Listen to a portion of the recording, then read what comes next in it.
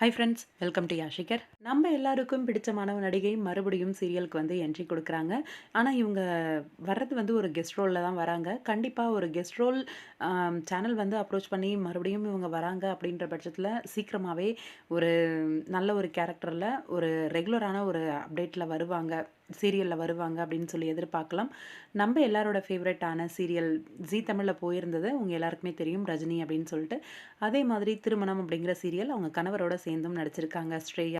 ரஜினி சீரியலுக்கு அப்புறம் ரொம்ப பெரிய கேப்பு, ரொம்ப நாள் ஆயிடுச்சு. மறுபடியும் அவங்க வந்து சீரியலுக்கு வந்து என்ட்ரி கொடுக்குறாங்க.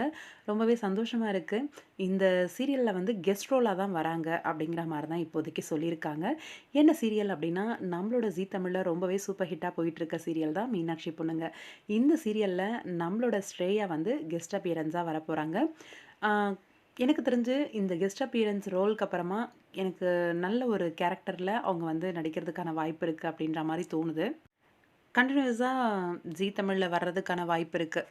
அதேபோல நம்ப சித்து அண்ட் ஸ்ரேயா 2 பேருமே வந்து ஒரு சூப்பரான ஒரு ப்ராஜெக்ட்ல மறுபடியும் ஒரு கம்பேக் குடுக்கணும் அப்படின்ட்டு தான் ரசிகர்கள் எல்லாருமே எதிர்பார்த்துட்டு இருக்காங்க. பாப்போம், வெயிட் பண்ணி நல்ல ஒரு ப்ராஜெக்ட்ல சீக்கிரமா ஒரு கம்பேக் குடுக்குறாங்களா அப்படின்ட்டு.